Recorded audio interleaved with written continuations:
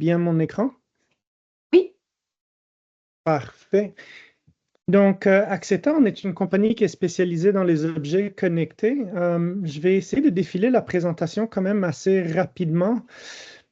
En gros, on est dans la business de connecter le monde réel au monde numérique. OK? Donc, qu'est-ce que ça veut dire? C'est qu'on a toute l'expertise au sein de la compagnie pour connecter les équipements, remonter ces données-là, les remonter dans le cloud ou dans vos applications, les afficher dans des dashboards et éventuellement utiliser ces données-là pour entraîner des modèles d'intelligence artificielle et reprendre ces modèles-là pour éventuellement contrôler vos équipements.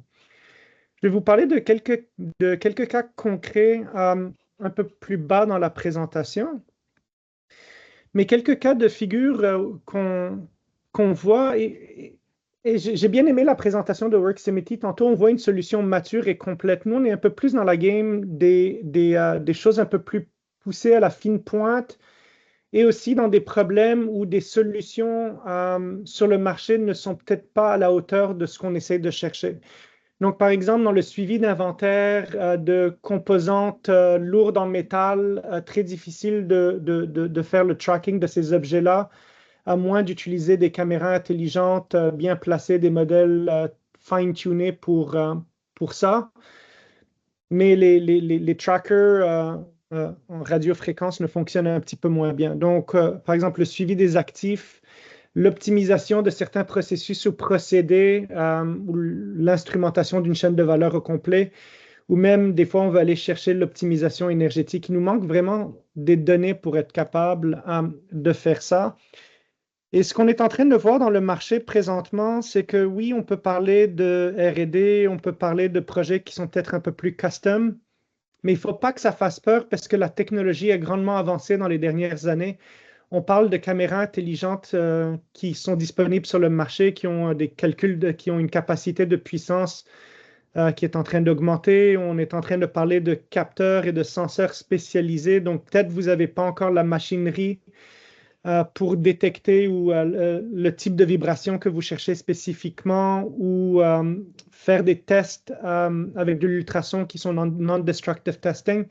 Ou autre, on voit des capteurs de plus en plus fiables qui existent sur le marché. Donc, ça devient beaucoup plus un enjeu de les assembler de façon intelligente pour vos besoins et de remonter ces données-là pour entraîner des modèles ou réentraîner des modèles déjà existants sur le marché. Principalement, les cas concrets que je vais présenter sont plus dans le domaine agricole, donc pas agroalimentaire, mais agricole dans le champ ou en serre, en environnement contrôlé, dans le domaine de l'énergie ou dans le domaine des mines. C'est vraiment les trois industries avec lesquelles on a beaucoup travaillé. Donc, dans le domaine agricole, on a signé une entente de partenariat avec Bayer. Donc, le cas de figure que je vous présente ici, ce n'est pas le cas de figure qu'on a signé récemment parce que je ne pouvais pas en parler jusqu'à il n'y a pas longtemps. Juste m'assurer, on voit encore la première diapositive, juste m'assurer qu'on a le bon déroulement. Est-ce que... parfait, oui, merci. Donc, vous n'avez pas vu celle-là. OK, parfait. On va y aller quand même rapidement. Donc, merci beaucoup en passant. Donc, notre entente avec Bayer et le projet sur lequel on a travaillé, on est allé instrumenter des serres de tomates dans lequel on a connecté un modèle de prédiction de maladies. Donc, en anglais, le terme, c'est powdery mildew. Les oïdium, je suis un peu dyslexique, c'est une des maladies les plus ravageuses dans la production de tomates en serre. Cette maladie-là, on est en mesure de la prédire en analysant le climat à l'intérieur de la serre. Donc, nous, on est allé collecter toutes ces données-là et on est vraiment l'expertise qu'on a développée, c'est vraiment l'expertise de la connectivité. On va le revoir à travers plusieurs cas.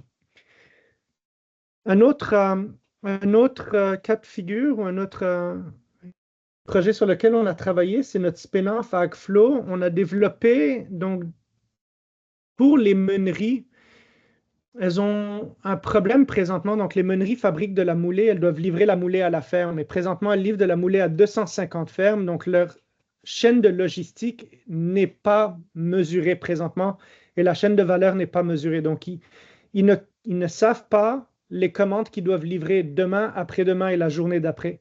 Avec le capteur qu'on a développé et la compagnie qu'on est en train de bâtir à côté, on est capable d'aller leur donner une prédiction du vide des silos pour les 500 silos qui sont en train de desservir.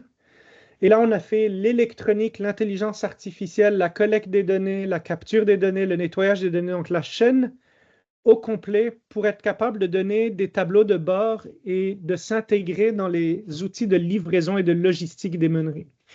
Donc, c'est un outil qui est commercialisé présentement et un de mes associés est au Dell cet après-midi pour en parler. Dans le domaine de l'énergie, j'ai 2 cas de figure. Le premier cas, c'est le cas de ILO. Donc, on parlait, quand la présentation était montée, de 200 000 thermostats connectés qui envoient beaucoup de points de données. On a joué un rôle quand même assez crucial dans le développement de la solution, de l'architecture à la connectivité, au micro-logiciel, donc le firmware, à toute l'architecture de collecte et de capture de données pour être capable d'absorber des millions et des milliards de points de télémétrie, avec l'intégration dans les systèmes d'intelligence artificielle aussi. Donc, on n'a pas développé les systèmes d'intelligence artificielle là-dessus. Je pense que ça vaut la peine de mentionner que ILO et Hydro-Québec avaient une très belle équipe en interne. Systra, une grande compagnie de génie française dans l'optimisation des transports et de la logistique, était en train de voir l'électrification des transports comme étant un enjeu sur les routes et surtout sur les garages et les emplacements des garages pour les bus. Donc, on peut penser à la STM, à la STL ou autres transporteurs qui ont une flotte de véhicules qui font des trajets, qui doivent revenir se recharger. Quand ils se rechargent, on ne veut pas avoir 50 véhicules qui se rechargent en même temps. Hydro-Québec ne va pas aimer ça. Et anyways, les kilowattheures sont contrôlés présentement, donc il faut vraiment qu'on distribue ces garages-là sur le réseau. Donc, on a développé un simulateur de véhicules et de systèmes de recharge où est-ce qu'ils étaient capables de faire différents scénarios de recharge là-dedans. Donc là, on ne s'est pas occupé de l'électronique, mais vraiment de la collecte de données, de l'intelligence artificielle et des simulateurs qui venaient autour de là.